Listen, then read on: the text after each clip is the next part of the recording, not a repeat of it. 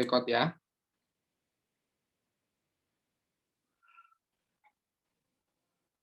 Akbar mana Akbar nih? Sabiro. Faisal, Ambia. Diva. Silakan, ada pertanyaan terkait kuliah hari ini atau overall kuliah? Terkait overall kuliah makro UTS UAS. Kalau diskusi umum lah terkait makro atau terkait ekonomi atau ekonomi syariah.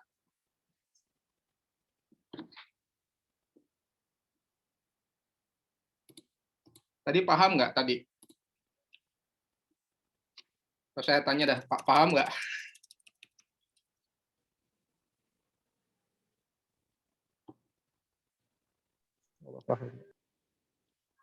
Siapa nih? Saya tanya ke Sobiro, Fahria, paham nggak? Sabira. Halo, Sabira. Kok nggak bisa keluar ini suaranya? Nggak ada. Sabira nggak ada orangnya ya? Halo. Tadi udah on cam kok, Pak. Tapi sepertinya terkendala sinyal, soalnya di saya juga layarnya abu-abu gitu, Pak. Oke. Faisal, Ambia. Faisal, paham nggak makro Faisal? Iya, Pak. Mana ada pertanyaan nggak? Atau saya tanya paham nggak? Makro. Oh, sebenarnya saya masih belum selesai sih Pak nontonnya. Masih sekitar 3 menit lagi. Oh, oke. Jadi yang dari saya pelajarin tadi ada tentang profit loss sharing. Terus profit loss sharing itu kayak bagi hasil, sistem bagi hasil di bank syariah. Ada juga seperti moral hazard dan PLS kontrak. Dan sekarang saya lagi mau sambil menyimak sisa videonya Pak, yang tadi belum selesai. Oke. Jadi saya efisien ya. Siapa nih? Fanana. Paham nggak? Atau ada pertanyaan terkait keseluruhan makro lah? Dari UTS UAS. Belajar apa aja makro kita? Sejauh ini saya masih ini Pak, masih belum selesai lihat videonya, soalnya tadi tuh sambil kayak memahami satu-satu yang ada di videonya gitu Pak. Oh, jadi nah ini ya di off gitu ya. Itu kan saya setnya itu 39 menit ya. Jadi kalau on time tuh mestinya selesai 11:10 ya. Sekitar segitu ya. Tapi mungkin karena soalnya tadi berarti sempat ya. Ya mestinya saya mulainya setengah 12. Iya Pak, di rumah lagi. Ya nggak apa-apa. Orang kan kalau lihat video YouTube kan bisa jadi mendung Pak. Di off dulu gitu kan. Ya, mestinya di setnya setengah 12. Ya, di rumah soalnya agak mendung. Ya nggak apa-apa. Oke. Atau terkait masih belum selesai ya? Lihat videonya ya. Kalau saya kurang 5 menit lagi Pak, soalnya tadi ada mendung Pak. Oh, mendung itunya ya, bukan mendung hatinya kan? Enggak Pak, lagi mendung cuacanya. Oh ya. Jadinya jaringannya kurang. Ya, yang penting nggak mendung hatinya ya. Kalau mendung hatinya berarti baca Quran. Ya.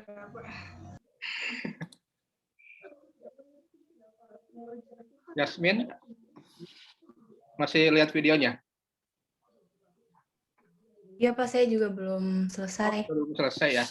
Silakan saya buka aja. Silakan kalau ada pertanyaan terkait kuliah 14 ini atau bahan, silakan kita diskusi.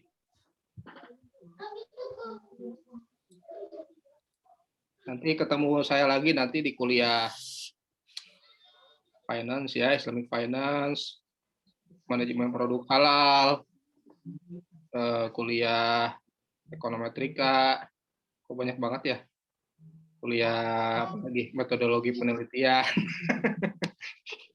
Ini the first ya. Makronya itu first. Apa lagi ya?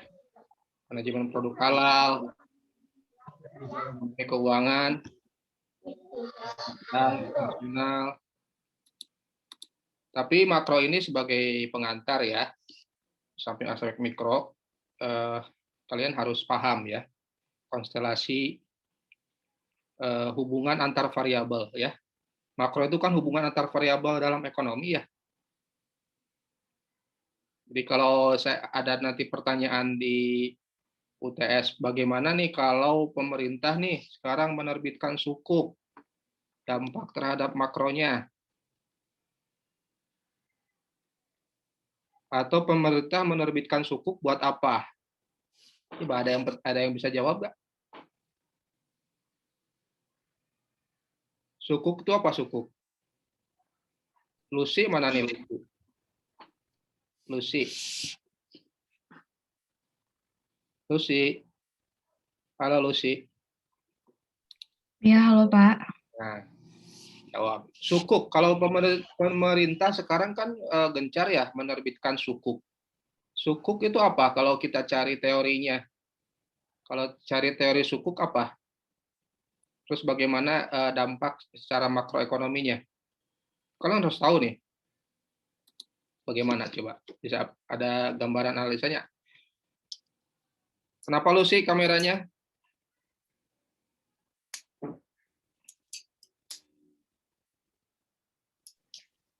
Kalau suku itu surat berharga syariah ya Pak. Kalau tadi gimana Pak? Nih pemerintah kan banyak sekarang menerbitkan sukuk tuh. Gedung FEM yang kalian belum singgahi, yang belum pernah kalian kuliah di sana. Udah pernah belum? Belum kan? Itu hasil sukuk loh. Ya, pemerintah menerbitkan sukuk. Atau banyak sekali mungkin dana-dana pemerintah nih sekarang, termasuk dana COVID atau dana infrastruktur, itu dari sukuk, ya, dari penerbitan sukuk. Itu apa ya? Kenapa pemerintah menerbitkan sukuk dan apa yang dikejar atau yang ditarget oleh pemerintah?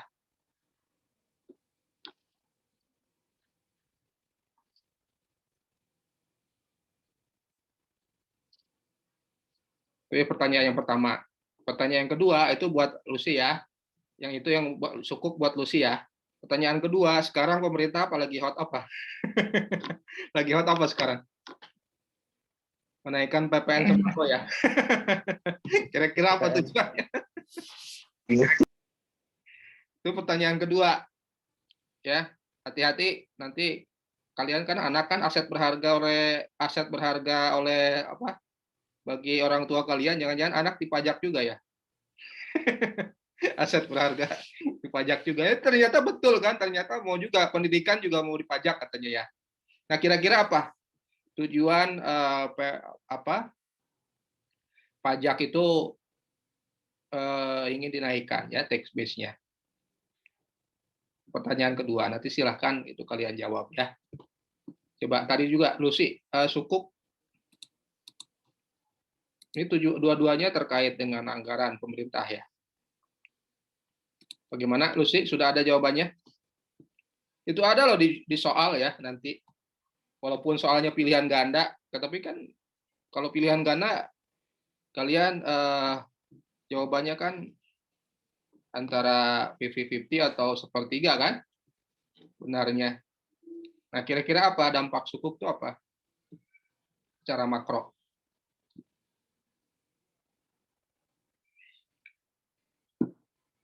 Jangan Google dulu, siapa Lucy? Nanti kelamaan kalau Google dulu. Saya kan pengen tahu secara ini, cara apa spontan ya. Intuisinya seperti apa? Kalau menurut saya surat berharga itu diterbitkan supaya mata peredaran uang itu lebih stabil ya Pak. Terus kayak supaya pembangunan infrastruktur itu terbantu juga. Penerbit sukuk siapa? BI. Ada yang punya jawaban yang lain? Kementerian Keuangan. Siapa yang jawab tadi? Kementerian Keuangan bukan Pak? Arifia, Kementerian Keuangan. Iya betul. Sukuk itu diterbitkan oleh Kementerian Keuangan ya, atau Bendahara Negara. Tujuannya buat apa?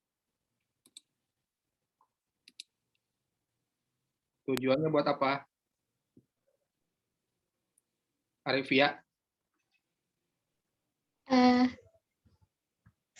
Kemarin saya kan ada tugas yang mereview jurnal gitu Pak. Nah saya review jurnal tentang cash wakafling suku. Terus yang saya dapetin sih dari jurnal itu kayak apa ya, dampak positifnya itu diterbitkan sukuk itu kayak mengurangi utang luar negeri gitu Pak. Utang ke luar negeri gitu juga bisa. Tapi sukuk utang bukan? Iya. Sukuk juga utang ya. Tapi utangnya ke domestik ya. Pembeli sukuk siapa? Pembeli sukuk siapa? Penerbit sukuk kan sudah tadi. Penerbitnya Kementerian Keuangan. Kalau sukuk negara ya, surat berharga, namanya surat berharga syariah negara, SBSN. Ya, bahasa Arabnya sukuk ya, atau government sukuk ya, atau kalau Amerikanya T-bills ya, Treasury bills ya, atau Treasury bonds. Kenapa pemerintah menerbitkan sukuk? Sukuk siapa yang belinya? Ada yang pernah beli ori? Ori itu apa ori? Halo, ada tahu ori nggak? Kalian selain nabung bisa juga nabungnya di ori ya. Ada yang tahu ori nggak? Obligasi retail Indonesia. Atau ada yang sudah beli reksadana syariah nggak? Nah itu produk turunannya dari sukuk ya. Karena kita tidak bisa langsung beli sukuk ya. Bisa sih ori ya, sukuk retail ya. Itu ada perantaranya sebenarnya.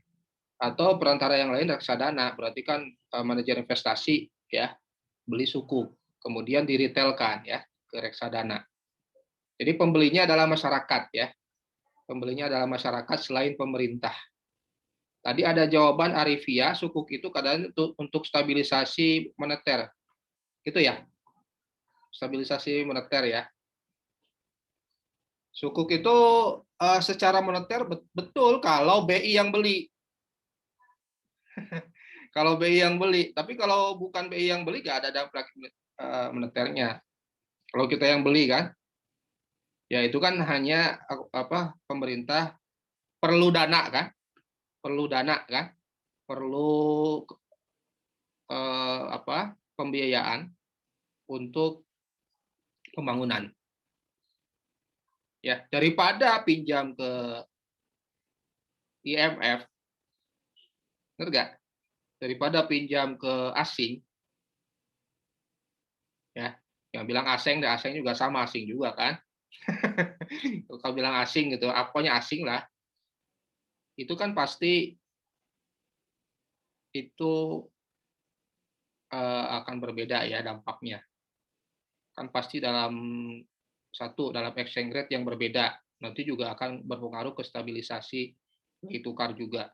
Belum lagi ke sampai independensi.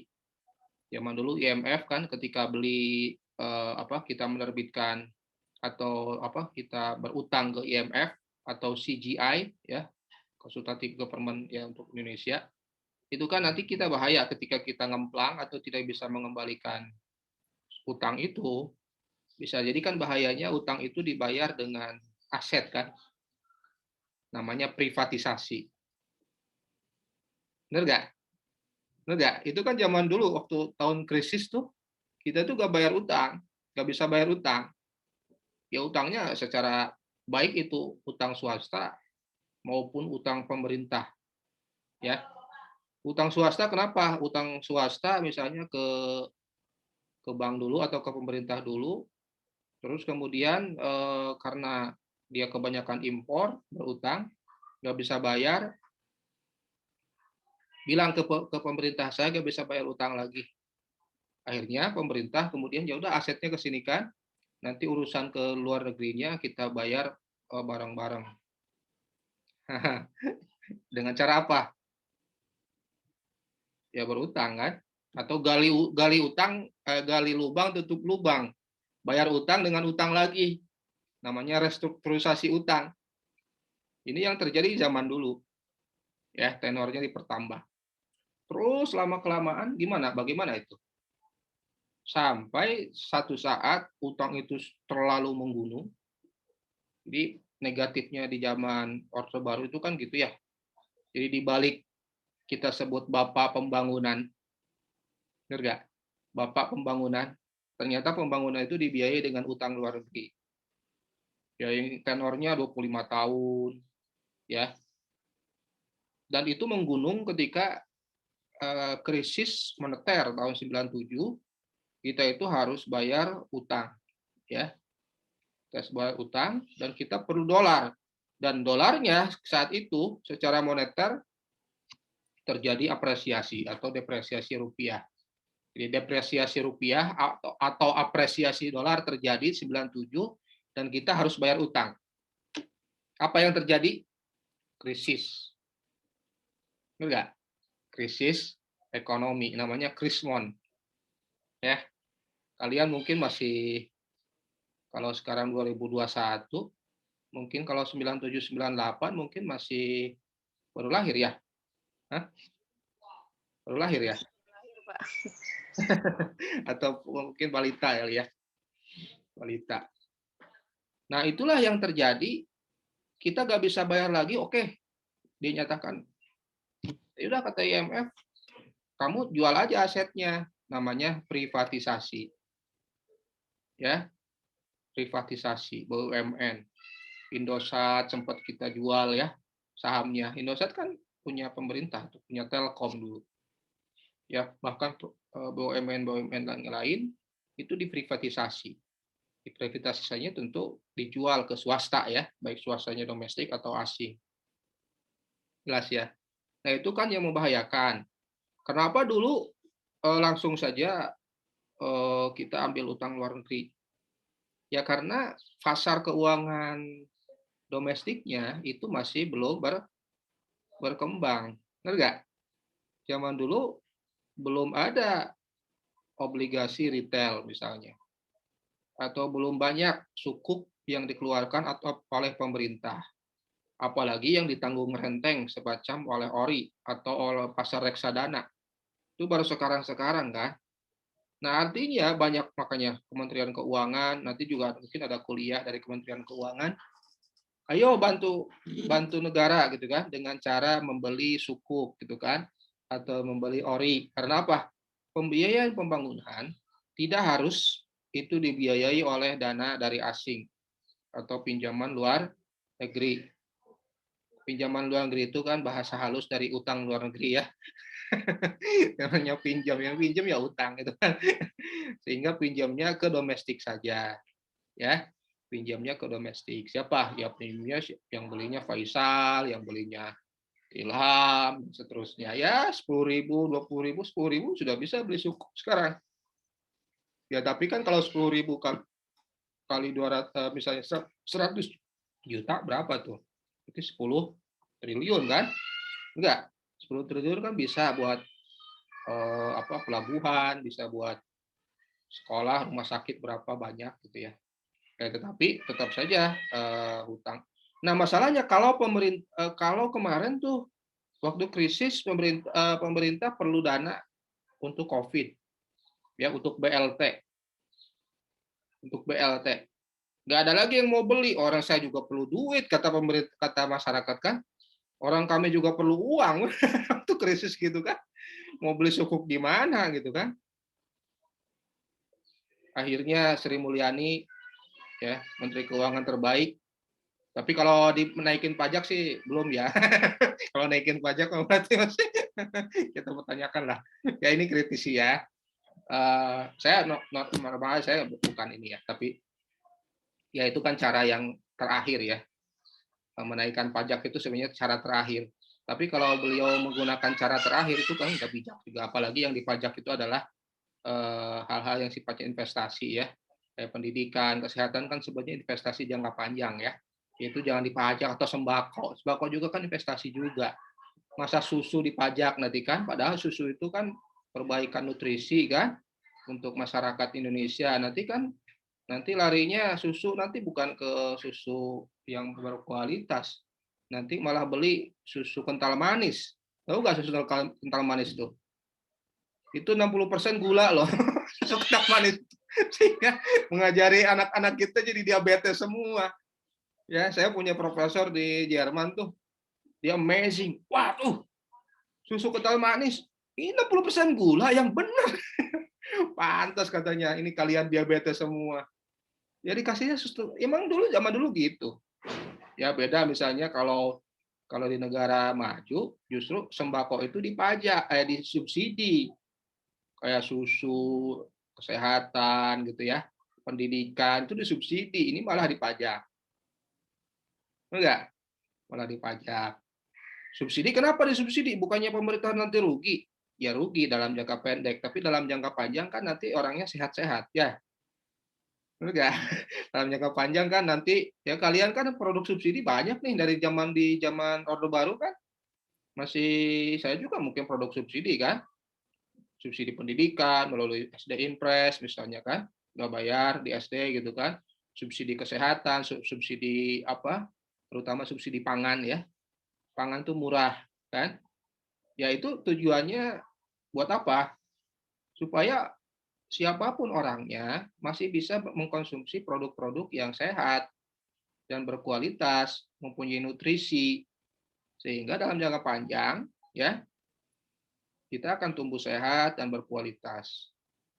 Jepang dulu disebut bangsa kate gitu kan, bangsa kate, itu disebutnya kate Jepang itu. Sekarang lihat ya timnasnya, jangkung-jangkung kan, nggak lagi ada yang kate, ada nggak pemain bola Jepang yang kecil, nggak ada kan, atau yang pendek nggak ada kan. Dulu tuh sebut bangsa kate loh, ya karena Jepang itu ke pendidikan itu ke mana, ke kesehatan, ke mana, ke pangan itu menomor satukan, karena itu investasi yang paling bisa yang paling powerful gitu dalam jangka panjang ya. Anak-anak juga apalagi dalam masa pertumbuhan itu harus memperoleh nutrisi yang baik. Ya, jadi di balik konsepsi makro itu perlu juga kita memasukkan aspek-aspek seperti itu ya, investment. Jadi investasi itu bukan hanya sifatnya yang CIGNX gitu ya. Nanti kalau kalian belajar makro yang lebih advance ya, nanti ada kalau kalian belajar itu CIGNX atau apa itu Solow model ya, tadi juga disebut dalam ininya kan Solow ya. Solow itu exogenous model ya, exogenous model. Yang endogenous sebenarnya ada. Ini subsidinya misalnya subsidi pangan. Kira-kira apa ya? Apa itu bisa? Kenapa itu bisa powerful? Ada yang bisa jawab nggak? Subsidi pangan pokok ya, bukan pangan premium apa kayak di mana di mall-mall gitu ya. Subsidi pangan pokok ya, sembako gitu.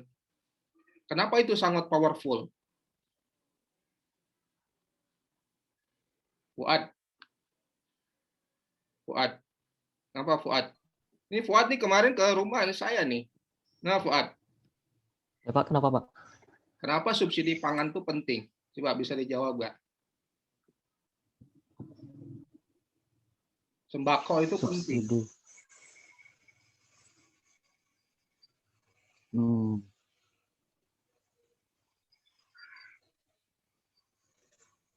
Tadi kan kita modelnya CIGNX, itu model exogenous ya. Solow model itu model exogenous. Ya, model yang di mana di shock misalnya A-nya teknologinya atau I-nya, benar nggak? Atau C-nya dan seterusnya. Tapi subsidi pangan itu bisa sebagai investasi loh. Coba kalau pangan disubsidi apa dampaknya?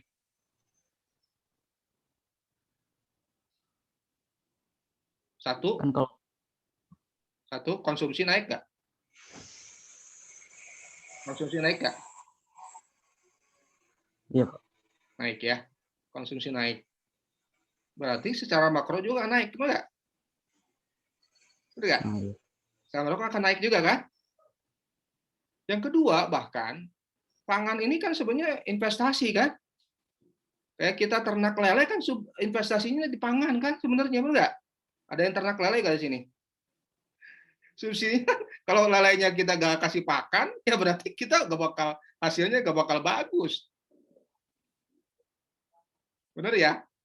Pangan itu investasi loh, pangan pokok ya, bukan pangan kayak di kopi Starbucks tuh pangan juga, tapi itu leisure ya, kalau itu lebih ke luxury gitu kan. Ini kalau sembako itu penting ya, karena itu investasi yang tadi saya sebut. Ya, investasi STM. Jadi investasi yang hubungan.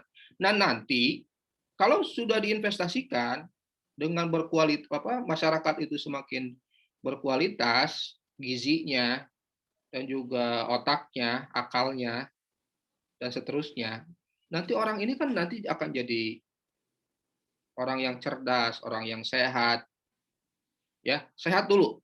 Kalau orang sehat, nanti dia tidak perlu lagi lari ke rumah sakit atau jarang lari ke rumah sakit. Sehingga pengeluaran kesehatan juga akan rendah. Satu, efisiensi. Benar nggak? Yang kedua, kalau dia sehat, kalau dia cerdas, maka apa? Dia jadi entrepreneurs. Benar nggak? Dia jadi entrepreneurs. Dia banyak melakukan investasi, I-nya naik. Ya, dia melakukan investasi berarti dia punya bisnis. Benar nggak? Yang itu menghasilkan. Bisnis yang menghasilkan, setiap kali dia jual ada PPN lagi kan? Ada PPN lagi. Itu pemasukan buat siapa? Buat pemerintah. Enggak. Kalau dia ini jangan jangka panjang ya, atau enggak instan sih, atau gini, orang miskin ya juga setelah dia selesai urusan makan, dia kan pasti mengkonsumsi barang dan jasa yang lain kan, enggak? Mengkonsumsi barang dan jasa yang lain. Siapa yang menjadi produsennya? Perusahaan-perusahaan BUMN juga. Beli pulsa ke siapa? Ke Telkomsel. Telkomsel punya pemerintah. Belinya juga ada PPN, naik lagi. Akibat apa? Satu saja, kesehatan pendidikan naik. Apalagi pendidikan dalam jangka panjang, kalau orang sudah berpendidikan, tentu dia punya pemikiran yang bagus. Bahkan dia kalau misalnya mau bekerja, baik di dalam negeri maupun di luar negeri, standar gajinya juga berbeda, benar nggak? Dengan pendidikan. Nanti ekspor TKI bukan yang kerja kasar. Nanti ekspor TKI itu insinyur, enggak? Insinyur, terus apalagi managers, bahkan seperti orang India kan, itu brain drain terjadi. Orang-orang yang ahli dalam information teknologi, orang-orang yang ahli software. Kalian tahu kan sekarang ini Microsoft kan, dan juga Yahoo, itu ada orang India. Google itu ada, satunya orang India ada. Bukan dalam jangka panjang nanti akan bagus. Ya. Jadi jangan terlalu instan ya. Hanya mengejar keuangan domestik dalam jangka pendek atau kesehatan APBN dalam jangka pendek demi mengejar supaya tidak terlalu defisit. Equilibrium dalam jangka panjang dikorbankan. Ya, equilibrium atau kesejahteraan dalam jangka panjang dikorbankan. Inilah yang disebut kenapa pemerintah itu harus banyak melakukan investasi dalam tanda petik, minimum jangan mengganggu gitu ya, investasi dalam jangka panjang. Ya. Juga termasuk pajak. Termasuk pajak. Coba kalian cek bagaimana ya pandangan Ibnu Khaldun terkait pajak. Ya, dan pandangan Ibnu Khaldun ini ya ini juga dikutip oleh Lafer. Lafer itu bukan lapar ya. Bukan lapar ya. Lafer itu ahli pajak lah ya. Jadi orang-orang yang menemukan teori-teori of taxation. Kita kemarin kan sudah belajar teori of taxation ya. Nah, Ibnu Khaldun mengungkapkan teori bahwa pajak itu hati-hati. Makanya harus dikonsultasikan ya, satu secara akliyahnya, secara itqonnya, dan juga secara syariahnya. Pajak itu secara syariahnya betul nggak? Ternyata tidak boleh syariah itu kalau pajak itu diberlakukan untuk sifatnya mengganggu perdagangan, mengganggu investasi, bahkan mengganggu konsumsi. Kan? Jadi pajak itu walaupun CIGNX itu ya, kita mainnya itu aja, CIGNX. NX itu kan ekspor impor. CIGNX.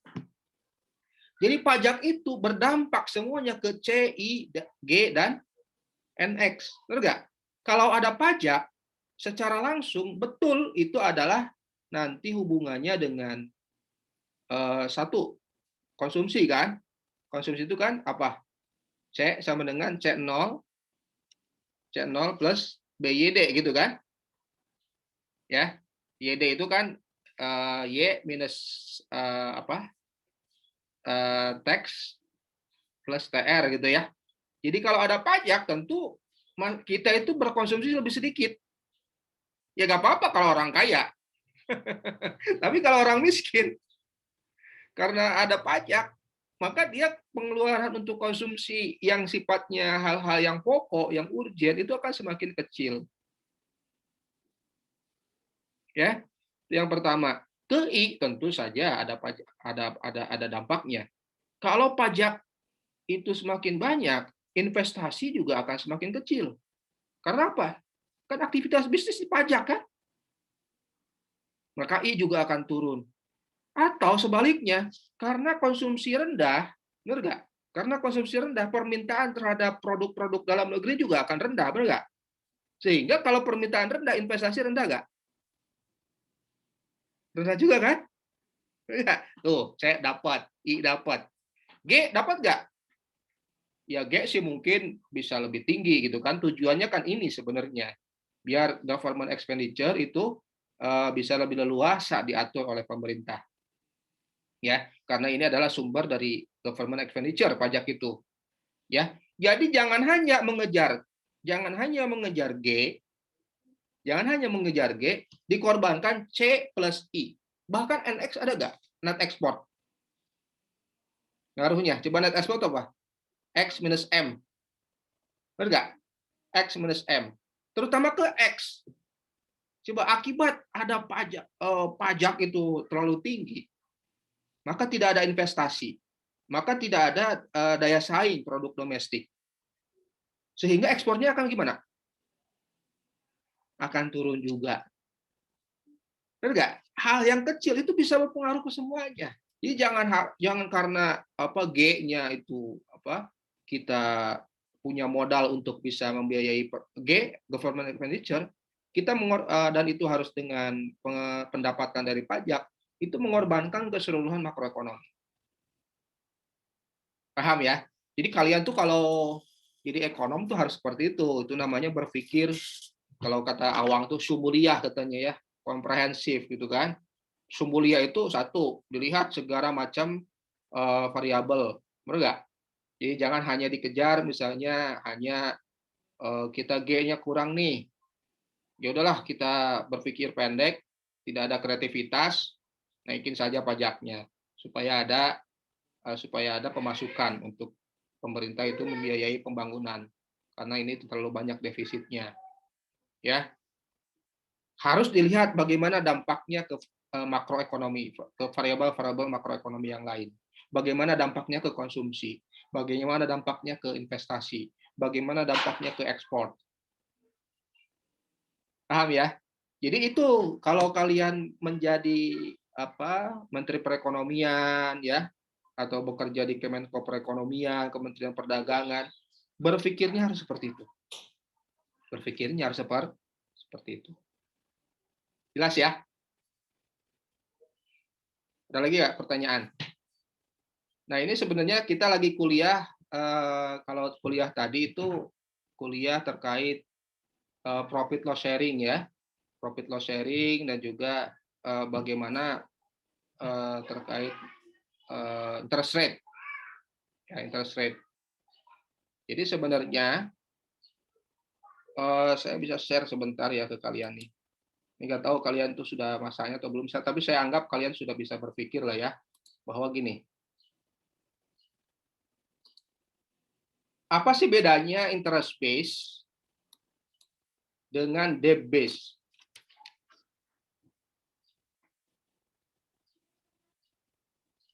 Apa bedanya interest base dengan debt base? Ada yang bisa jawab nggak?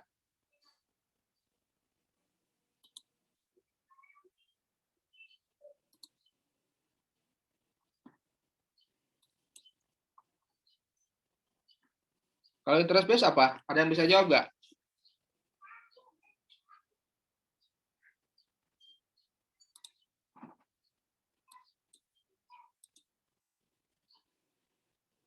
Coba dalam akad finansial kita bisa menggunakan akad interest base atau debt base dengan equity base kontrak.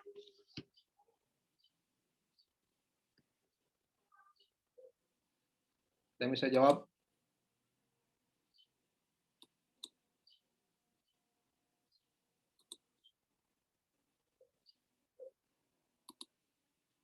Akbar? Akbar ada nggak? Akbar?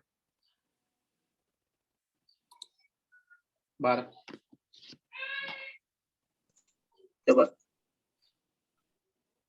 Coba apa bedanya? Ada trade base, ada equity base, ada debt base. 3 ya. Akad itu ada 3. Saya misalnya Akbar mau beli Akbar perlu kendaraan bermotor ya.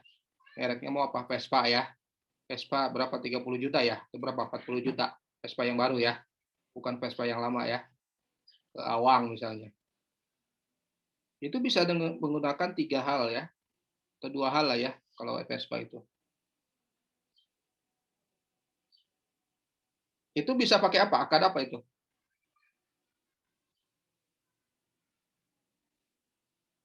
Kalau trade base bisa nggak?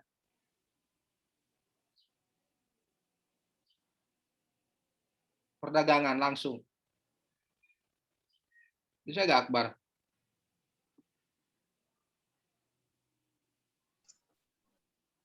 Saya belum nangkep, Pak. Itu maksudnya trade base atau apa? Ini sebenarnya dasar nanti ke profit loss sharing ya. Ke profit loss sharing, nanti juga bisa ke murabahah, bisa juga ke mudharabah. Yang mudharabah profit loss sharing ya. Ada lagi ijarah sebenarnya. Iya. Nih, Akbar ini perlu motor gitu ya. Perlu motor. Misalnya untuk aktivitas sehari-hari. Bagaimana opsi perlu motor ini? Saya perlu menggunakan motor ini. Opsi yang pertama apa? Beli langsung. Beli langsung berarti itu trade ya? Iya, mungkin. Kalau punya uangnya, enggak? Kalau punya uangnya langsung kan? Kalau cash. Motornya cash 30 juta misalnya. Ke Awang ya selesai kan? Alhamdulillah. Atau nggak punya uangnya? Nggak punya uangnya, opsi yang pertama apa? Kredit atau pembiayaan. Ya, kredit itu apa? Akad apa itu kredit itu? Apa? Akad. Coba. Yang syariah itu akad apa? Di pembiayaan tuh ya murabahah, Pak. Mudharabah. Tapi dengan kredit. Murabahah. Murabahah apa mudharabah? Kalau mudharabah enggak. Nggak bisa ya. Enggak. Murabahah Kan itu beli kan? Murabahah itu sama. Akadnya apa? Akadnya apa? Nggak ngerti, Pak. Akadnya apa? Murabah itu sama, trade base sama itu. Enggak? Murabah apa sih? Jual beli. Jual beli kan, jual beli yang bahkan awal itu bilang, oh nggak bisa cash ya. Oke, kalau gitu ini 3 lah gampangnya ya. Siapa yang mau jadi dealernya nih? Dealer itu misalnya siapa ya punya dealer motor sini? Akbar nih sebagai ini nih calon ini motor nih, perlu motor nih. Dealernya misalnya siapa nih? Fuad ya. Dealernya Fuad ya. Dealernya Fuad. Awang ini bank. Awang ini bank. Ya. Hal yang pertama atau gak usah dealer dah, pembeli kendaraan aja ya. Pembeli kendaraannya Awang ya, Fuad ya. Ini pihak ketiganya nih, Awang nih yang punya duit. Ya bisa bank, kalau bank ya bukan punya duit punya dia sih. Uang punya nasabah juga ya. Nah, DPK deposan ya. Benar nggak? Nah, Fuad Akbar datang ke Fuad. Punya motor ya? Ya, saya perlu motor.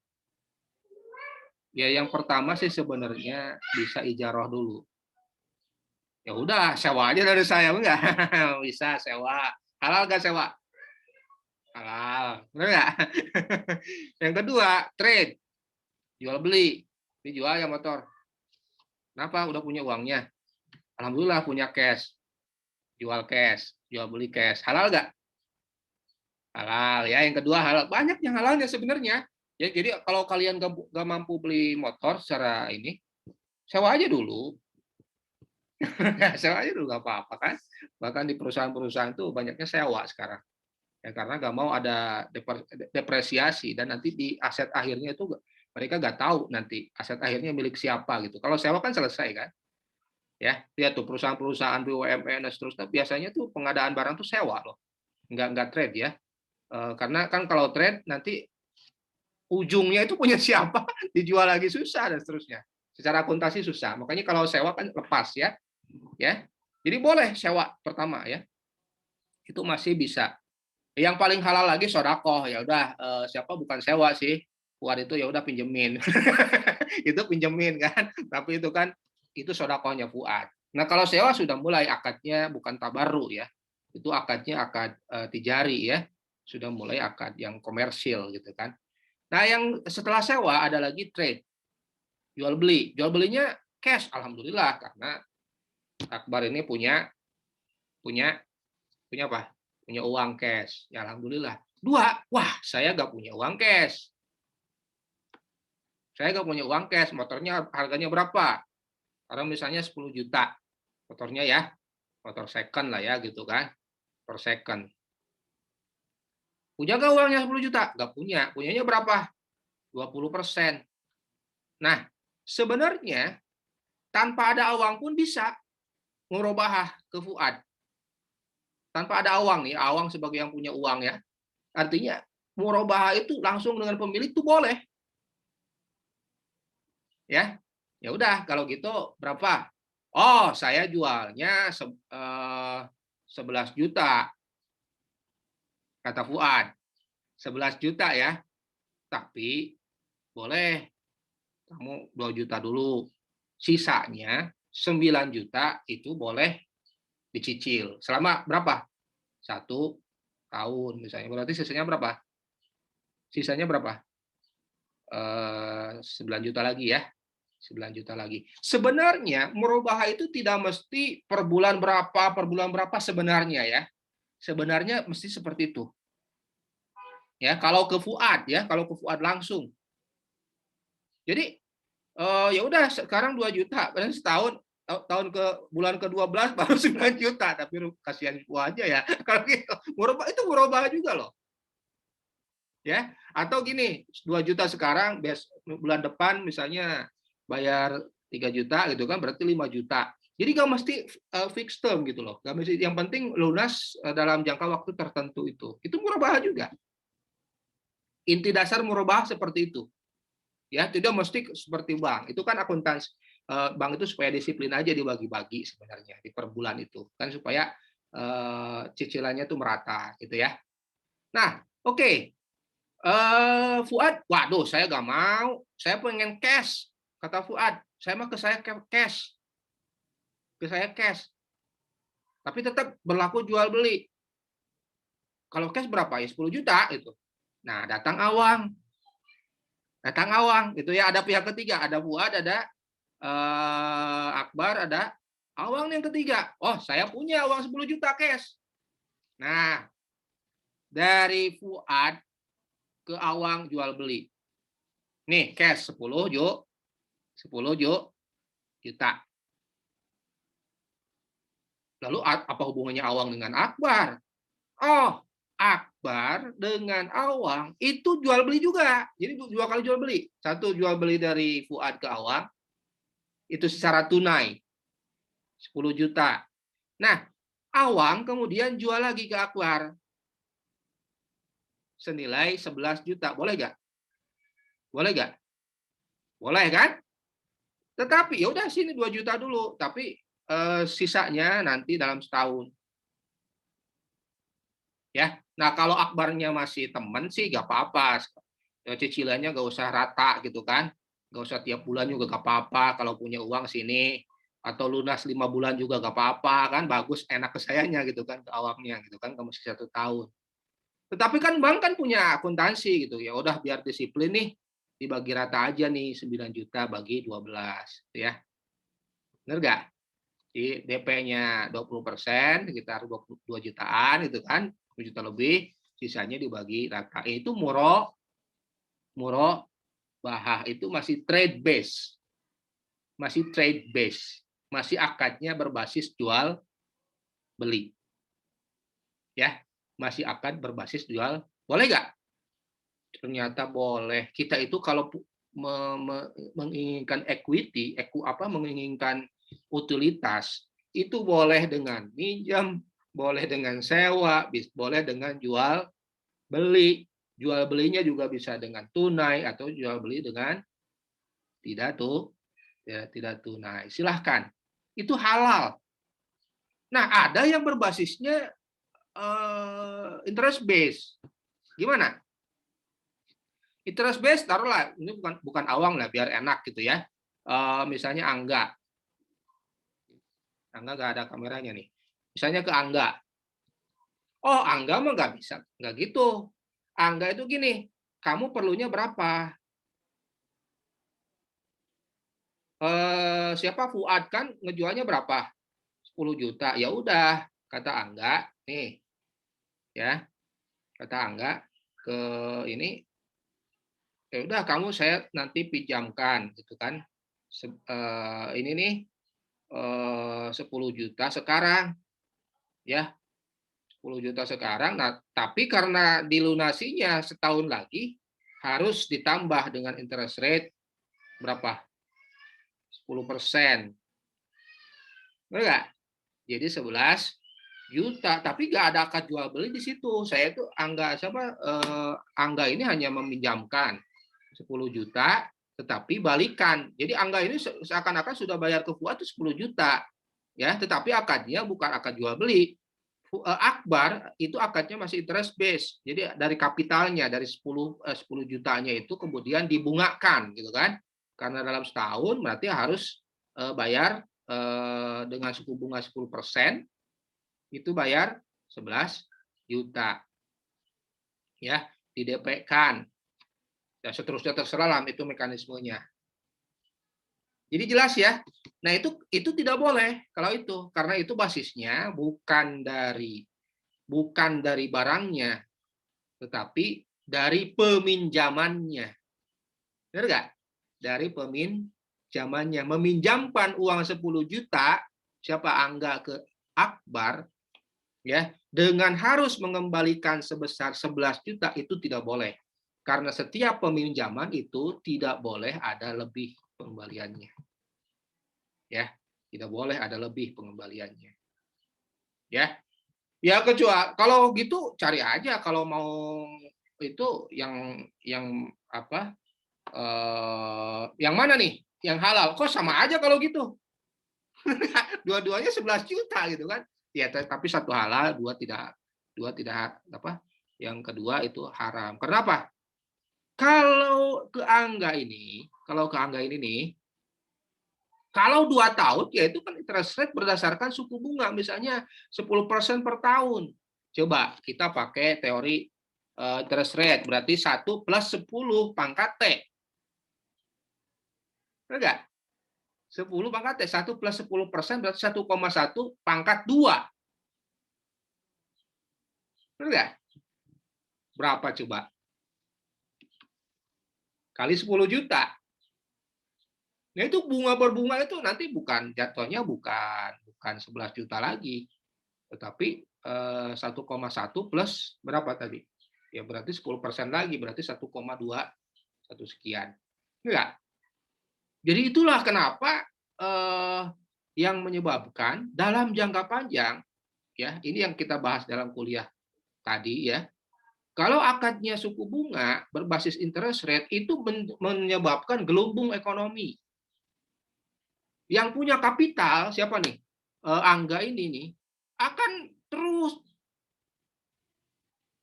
pinjol kan gitu kan. Kemarin saya di span lapor ya di ini itu banyak ibu-ibu yang banyak mengeluhkan pinjol karena apa? Pinjamnya 2,5 juta, jadinya dia utangnya jadi 10 juta misalnya. Karena bunga berbunga. Betul, kalau ada compound interest rate, pasti ada compound interest rate. Jadi pinjol itu kan gitu. Pinjamnya misalnya 2,5 juta, nggak bisa setahun, berarti kan dia tambah 10%. Berapa? 2,5 juta plus 10% berapa? 2,75. Berarti nggak? Setahun. Tahun depan nggak bisa juga balikin. 10 plus 10%-nya, bukan dari 2,5 kan? Dari 2,75.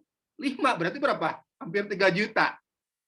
Tahun depannya nggak bisa lagi, tambah lagi. Bukan dari 2,5 juta, tapi dari apa? Dari yang itunya, dari outstanding-nya.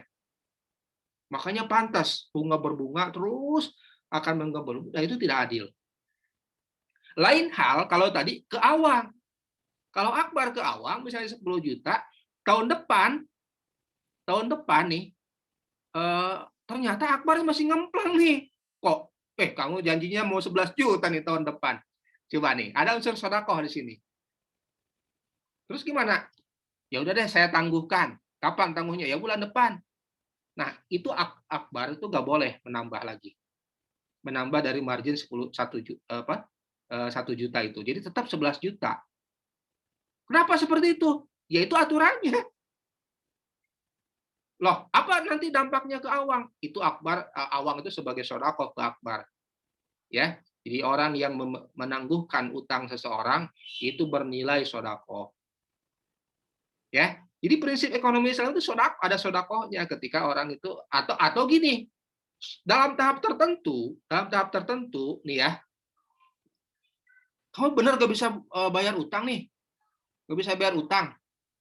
Ya. Ya udah kita jual asetnya. Enggak, motornya dijual gitu kan. Ya lakunya 9 juta, berarti 9 juta itu ya dikasihlah ke siapa? Ke awang 9 juta, sisa utangnya kan selesai kan? Ya, tahun depannya misalnya taruh 9 juta, udah 2 juta kan? Ya kan tadi udah DP-nya 2 juta tadi. Boleh ada DP, boleh nggak ada DP, tapi ya silahkan aja itu kan.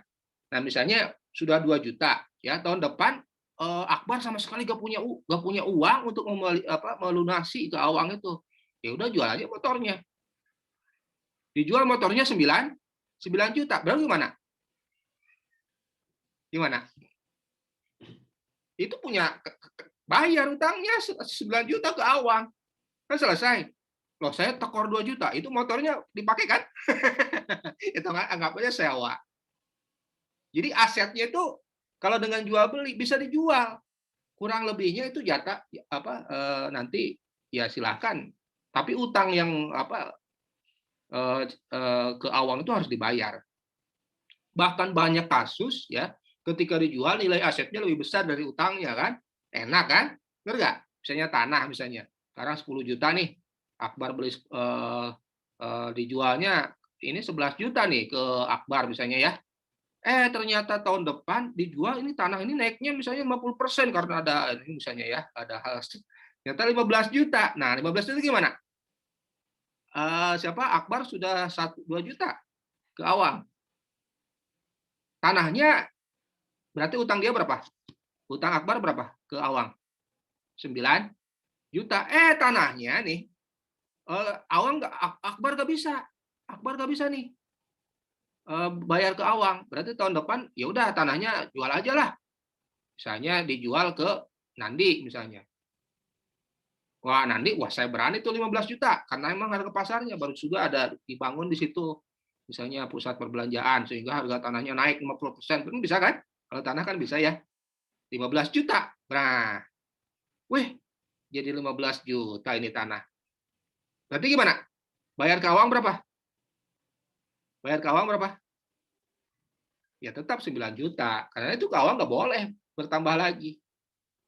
Ya, jadi malah Akbar tuh untung ya. malah untung ya. Malah untung 6 juta pakai uang orang tapi bisa untung berapa? Selisihnya. Nanti artinya seperti itu ya. Jadi kalau dalam akad syariah ya, itu tidak ada yang dirugikan karena asetnya itu masih bisa itu aset punya Awang sebenarnya. Aset itu punya Awang ya. Dan itu bisa dijual gitu. Ya. Jadi bisa dijual. Jelas ya? Jadi kan stabil. Beda hal dengan aset tadi yang sifatnya dengan interest base. Nah, itu bisa bunga berbunga, bisa compounding ya. Makanya itulah yang terjadi ketika krisis tahun 2008-2009. Saya tadi mention di sana itu bahwa tahun 2008-2009 itu kan perumahan subprime mortgage di Amerika itu kan. Karena apa? Itu akadnya akad interest rate. Ya, dan terus menggelembung, terjadi bubble dalam ekonomi, padahal aset realnya itu hanya sebesar nilai rumahnya. Aset realnya sebesar nilai rumahnya. Jadi seakan-akan rumah itu harganya tinggi ya dengan adanya derivasi dari aset keuangan itu, seakan-akan ya nilainya BTN itu misalnya 100 juta. Karena diderivasi terus, seakan-akan awalnya itu bisa 500 juta. Ternyata karena bubbles, orang lagi sudah default, tidak bisa mengembalikan ini, jatuhlah harga aset itu kembali kepada 100 juta. Bahkan tidak ada lagi yang mau nilai rumah itu. Jelas ya? Jadi itulah kenapa sistem berbasis interest rate itu sangat tidak stabil ya. Sangat tidak stabil karena akan menyebabkan inefisiensi dalam perekonomian ya, inefisiensi dalam perekonomian ya. Nah, ini ya kasus saya cek ya ke kalian nih.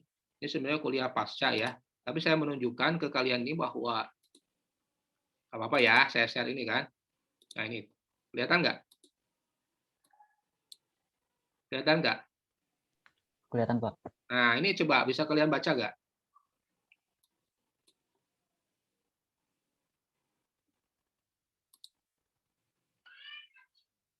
Coba, ini saya tanya siapa nih? Afio. Bisa baca nggak ini? Baca.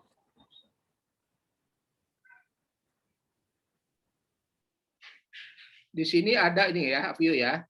Ada debt per GDP, ada market cap per GDP. Market cap per GDP itu pasar saham ya. Ya, pasar saham ini equity base ya. Jadi profit loss sharing ke saham itu kan kayak gitu ya. Profit loss sharing. Nah, ini artinya apa? Dan ini ketika krisis ya, tahun 2008 itu krisis.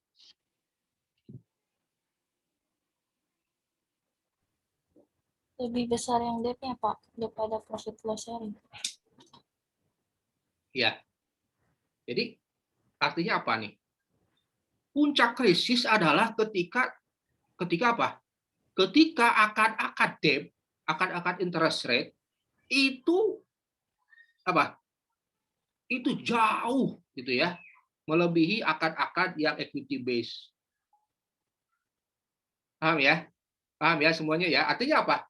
Kalau kita gak mau krisis, jangan memperbanyak, bahkan ini dihilangkan nih akad-akad debt base ini. Interest rate itu jangan, karena inilah yang menyebabkan krisis. Coba, kenapa sih kalau kita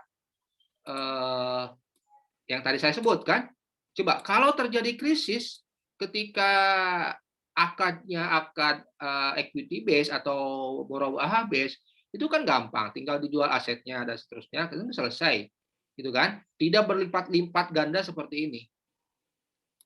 Jelas ya? Jadi ini menunjukkan bahwa ini menurut ini data statistik menunjukkan bahwa krisis itu ya ini menunjukkan ya krisis itu bahwa krisis itu terjadi ketika akad-akad yang terjadi adalah akad-akad atau kontrak-kontrak yang sifatnya interest rate. Jelas gitu ya. Ini sangat ini kuliah Islamic Finance ya di S3 malah. Di S3 saya sampaikan, artinya inefisiensi itu terjadi ketika suku bunga itu diterapkan tinggi, gitu ya. Buktinya terjadi sekarang. Ketika krisis pasti, coba apa yang terjadi sekarang?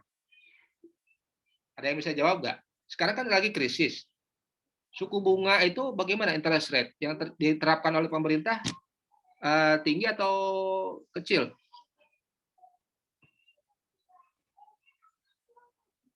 Coba, Vio. Ketika krisis tuh suku bunga yang diterapkan itu besar apa kecil? Jadi besar Pak, biar orang banyak yang mau investasi. Suku bunga. Baik. Coba, atau sekarang lah krisis. Sekarang Fed Fund Rate berapa? Ada yang bisa cek nggak? Fed Fund Rate itu berapa? Tadi kan tinggi kan, akhirnya turun lagi kan. Kalau krisis solusinya Fed Fund Rate turunkan. Ketika coronavirus kemarin, coba sekarang Fed Fund Rate berapa? Coba kalau ini boleh Google ya. Silakan Google. Coba Fed Fund Rate now. 0,25 Pak. Kecil nggak? Kecil. Kecil ya. Karena apa? Ada yang bisa jawab nggak? Kenapa Fed Fund Rate kecil?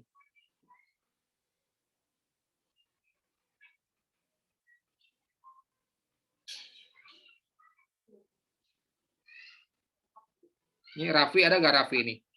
Raffi.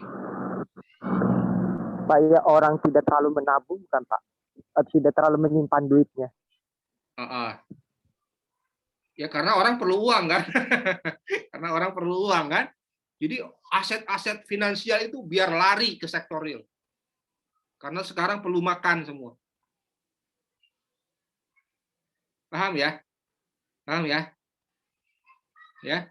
Bahkan jangan nyimpan, sekarang tuh harus konsumsi. Makanya jangan nyimpan di pasar di aset instrumen-instrumen keuangan.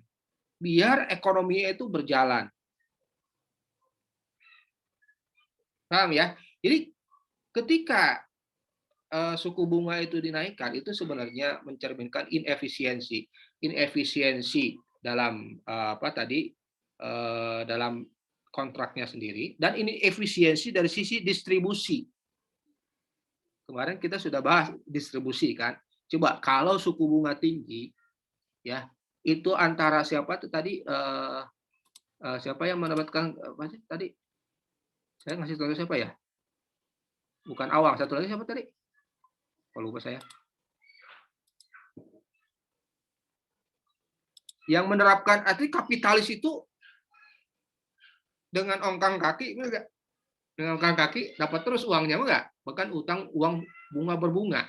Nah sekarang ketika krisis, Fed Fund Rate kita tarik semua, kita gelontorkan uang-uang di sektor finansial ke sektor real, makanya diturunkan.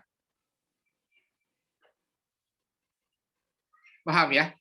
Itu sebenarnya inefisiensi alokasi. Di uang-uang itu lari dari sektor-sektor finansial, ya, sama arti kapitalis, ya, yang punya kapital dialirkan semua ke sektor itu. Jelas ya, ini menunjukkan kenapa interest base itu, ya, menurut Milton Friedman itu tidak zero optimum, ya, tidak zero optimum. Jadi tidak optimum, ya, tidak optimum dalam resource allocation-nya, ya, tidak optimum dalam resource allocation-nya. Ya, ini premis ya dari orang finance ya, dari orang finance bahwa dalam kondisi ya, nah ini ya, optimum quantity of money, bukan. Nah ini ya, zero interest rate is necessary and sufficient for allocative efficiency. Jadi kalau suku bunga itu tinggi, itu pasti akan terjadi inefisiensi alokasi. Ya, pasti akan uang itu lari ya, atau resource itu akan lari dari orang kepada orang-orang yang memiliki kapital saja. Ya. Makanya kalau suku bunganya rendah atau bahkan zero, itu efisiensi alokasinya akan terjadi. Nah, ini menurut Milton Friedman ya, dan turunan-turunannya. Jelas ya. Jadi ini intisari bahwa apa yang dipromosikan oleh ekonomi syariah yang katanya jangan lagi pakai interest base ya, atau debt based contract ya. Debt silakan boleh berutang, tapi utangnya tidak boleh ada tambahan dalam utangnya ya. Apalagi interest base, artinya interest base itu kan berdasarkan debt contract plus margin, plus itunya ya, plus tambahannya, itu yang nggak boleh. Nah, yang dipromosikan oleh ekonomi syariah itu adalah profit loss sharing contract. Profit loss sharing contract. Nah, tadi kasusnya bukan motor, tetapi misalnya modal. Kalau modal ya, kalau Akbar itu perlu modal gitu kan, ke siapa tadi, ke Awang, ya pinjamnya 10 juta, tetapi bukan dikembalikan, bukan nggak ada akadnya. Yang ada akadnya itu hanya mudharabah selling rate-nya. Misalnya 50-50, tadi saya sebut maparo ya. Maparo separoh. Ya udah saya pinjam ke Akbar, ke Awang itu 10 juta kata Akbar. 10 juta buat apa? Buat saya beli gerobak 10. 10 bak bakso. Maklum saya punya keahlian di dalam dagang bakso misalnya, yang kerjanya orang gitu kan. Nah, 10 juta. Ya udah kata Awang, tapi bagi hasil ya 50-50. Ternyata betul. Akbar ini tiap kali misalnya dagangnya untung, misalnya 10 juta, ternyata nanti di akhir periode misalnya jadi 20 juta karena ada profit sebesar 10 juta. Nah, 10 juta itu yang kemudian dibagi dua, net profit ya dari setelah biaya tenaga kerja dan seterusnya. Nah, yang 10 juta ini dibagi dua, 50% untuk Awang, 50% untuk bisnis operator Akbar. Jadi Awang dapat 5 juta, Akbar dapat 5 juta. Jadi Awang itu menguntungkan nggak bagi Awang? Lebih untung mana? Nah, karena akad Awang itu sudah dikaitkan dengan bisnisnya. Demikian pula kalau untungnya cuma 200.000. Kalau untungnya 200.000 berarti dia dari 10 juta cuma dapatnya 100.000. Ya tapi adil juga dong, karena kan bisnisnya juga rugi, lagi tidak bersahabat bisnisnya. Ya jadi mau untung 10 juta, mau untung 20 juta, mau untungnya 100 juta, kontraknya mudharabah sharing rate dibagi dua. Adil kan? Adil nggak? Adil, fair gitu kan? Silakan kalau ada pertanyaan. Oh, ada raise hand ya? Siapa tuh? Awang. Pak, izin bertanya Pak, kan biar udah dijelasin kan Pak, di stabilitas ekonomi dan sistem itu banyak banget asymmetry information, dari moral hazard-nya, adverse selection-nya. Nah, kan why the system still exists Pak, dan sustain kan sampai sekarang udah 100 tahun ini. Dan juga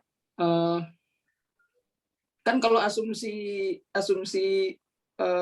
profit loss sharing ini jika menguntungkan terus Pak, kalau misalnya tidak menguntungkan lebih banyak kan juga banyak asimetri itu juga informationnya gitu Pak. Saya izin 10 menit ya, karena jawabannya panjang. Kenapa adverse selection dan moral hazard itu eksis sampai sekarang? Nah, salah satunya adalah peranan interest rate. Analisanya seperti apa? Tadi saya ada di jawabannya ya, di video itu. Coba. kenapa bank itu sangat tinggi sekali sekarang menerapkan jawabannya sih nanti bisa dijawab dengan permasalahan Lehman's ya, Lehman's market ya. Kan di pasar Lehman atau pasar mobil bekas lah ya. Pasar mobil bekas gitu ya. Nah, di pasar mobil bekas kira-kira itu yang datang itu pasti ada mobil bagus kan? Benar nggak? Ada mobil bagus, ada mobil jelek gitu kan? Ada mobil bagus, ada mobil jelek gitu kan? Nah, tapi harga yang itu tuh harga rata-rata gitu kan? Harga rata-rata sebentar ya, buat saya.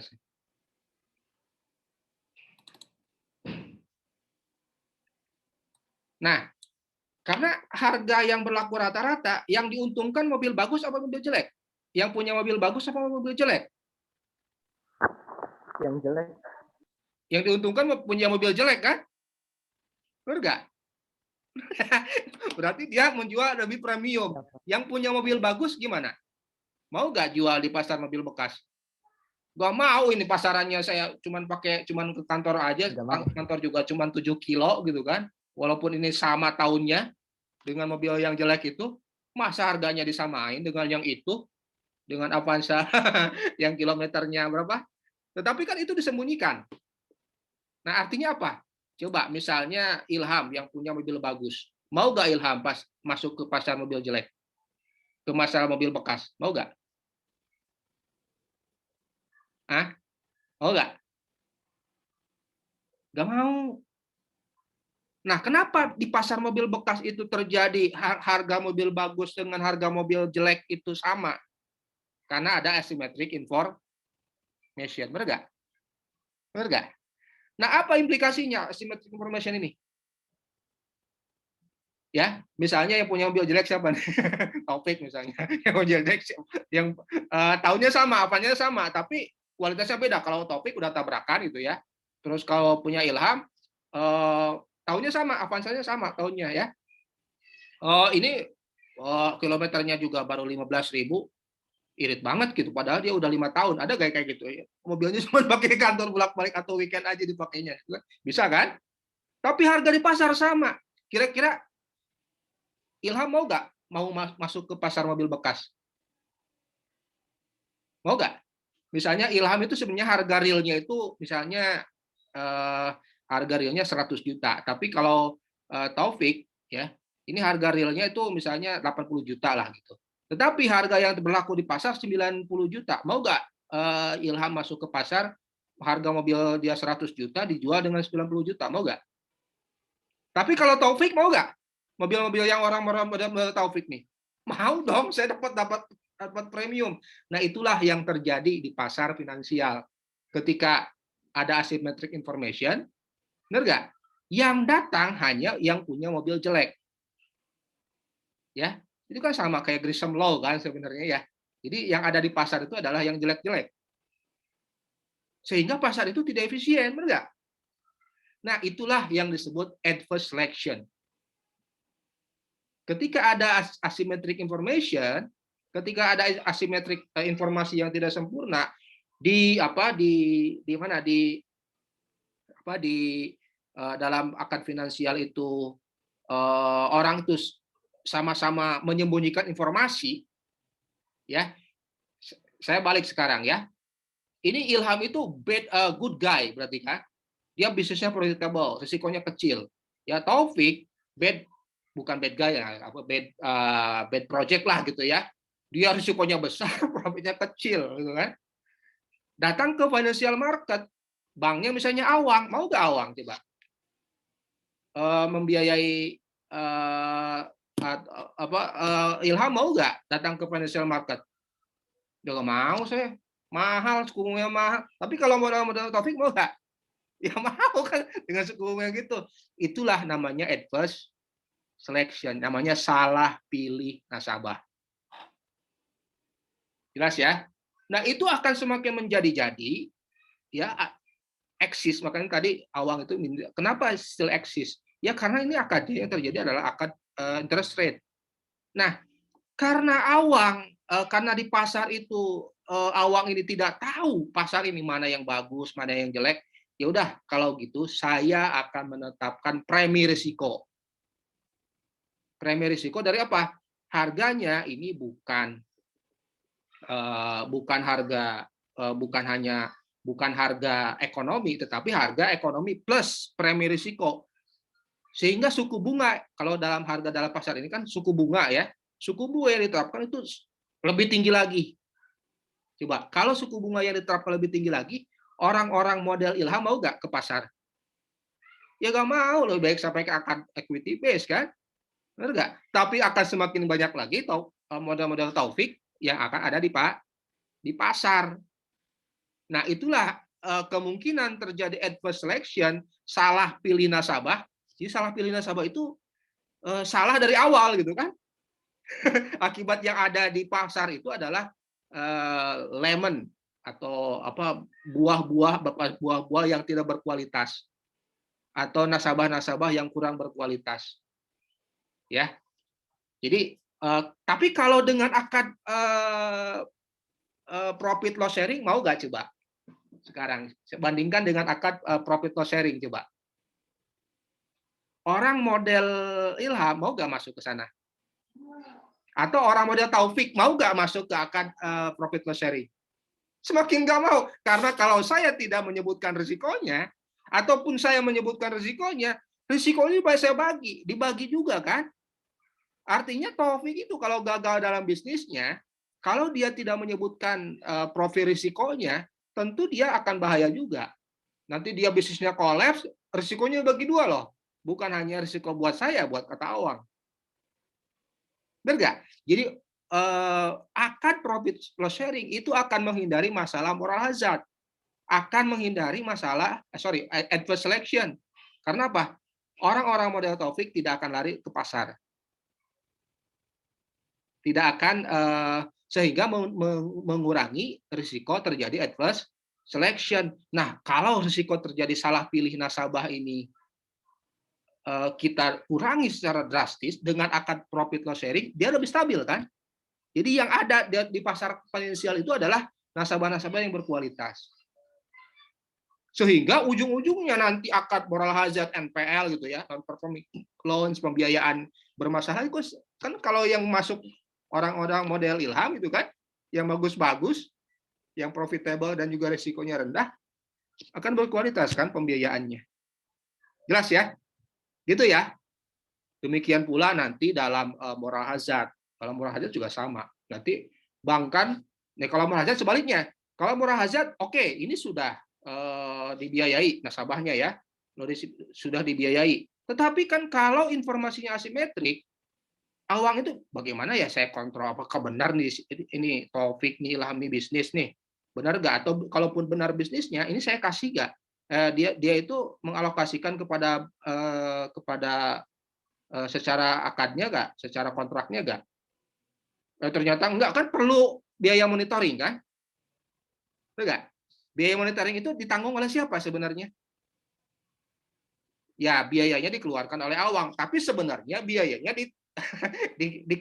ditransfer lagi ke nasabah, benar nggak? Artinya suku bunganya lebih tinggi lagi karena apa? Sebagian dari biaya suku bunga itu adalah biaya monitoring. Jadi semakin mahal saja biayanya. Nah, tapi kalau akad profit loss sharing tidak perlu lagi karena apa? Karena baik Awang atau Ilham maupun Taufik itu tidak perlu lagi dimonitor karena ya Taufik juga kalaupun dia berbohong atau melakukan hal-hal yang tidak menyalahi kontrak dan dia kolaps, dia ruginya dibagi juga dengan dia sehingga dia kalau menghindari risiko kan mau gak mau dia akan menjalankan kontrak itu sesuai dengan akadnya. Jelas ya? Jadi secara makro bagaimana? Akan semakin bagus. Akad profit sharing itu akan menjamin stabilitas makroekonomi. Jelas ya? Itu. Nah ini saya kan tadi minta 10 menit ya, udah 10 menit. Jadi ada pertanyaannya nantilah kita kuliah di sesi yang lain ya. Tapi ini ada linkage ya antara akad finansial, akad yang kalian dengungkan profit sharing dan seterusnya dengan stabilitas makroekonomi. Itu maksud dari kuliah ke-14 ini.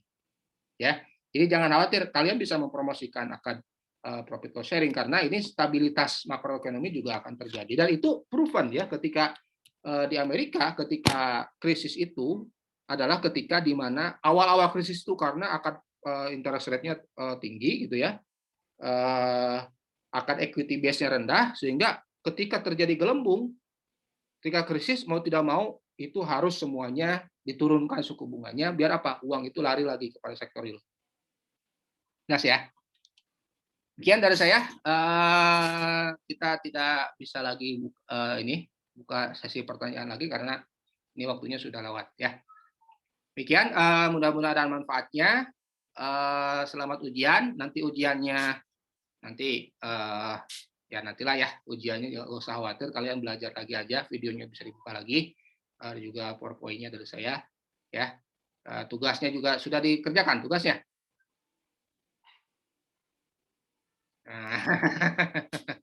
Tugas itu Pak, pengumpulannya nanti linknya tuh dipisah aja ya Pak, per paralel atau digabung? Nggak apa-apa lah, sama aja juga apa-apa. Sebenarnya kalaupun linknya kan bisa juga disimpan di Word kan. Jadi saya kan linknya kan di Word. Jadi semuanya biasanya bisa ada yang panggil di Word gitu ya. Sebagian tugas yang konvensional gitu ya. Sebagian lagi yang sudah publish di misalnya di mana internet. Ya udah, yang link publish-nya simpan aja di situ di Word. Terus yang di bawahnya kopian dari sananya kan sama jadi kan. Jadi nggak usah khawatir dengan submission seperti itu. Ya, tapi itu akan jadi nilai lebih ya karena kita sudah publish di media online maksudnya. Jadi tidak hanya tugas yang hanya saya baca, tapi orang lain juga bisa baca. Itu intinya. Ya. Atau TikTok atau Instagram atau YouTube itu lebih bagus juga. Ya. Sekian dari saya, kita tutup kuliah ini, bahkan seluruh kuliah makro dengan bacaan hamdalah dan doa kafaratul majelis. Alhamdulillahirrahmanirrahim. Subhanakallahumma wa bihamdika. Sekian, assalamualaikum warahmatullahi wabarakatuh. Waalaikumsalam warahmatullahi wabarakatuh. Waalaikumsalam. Ya, semuanya ya. Terima kasih, Pak. Ya, Waalaikumsalam. Waalaikumsalam warahmatullahi wabarakatuh. Saya close ya.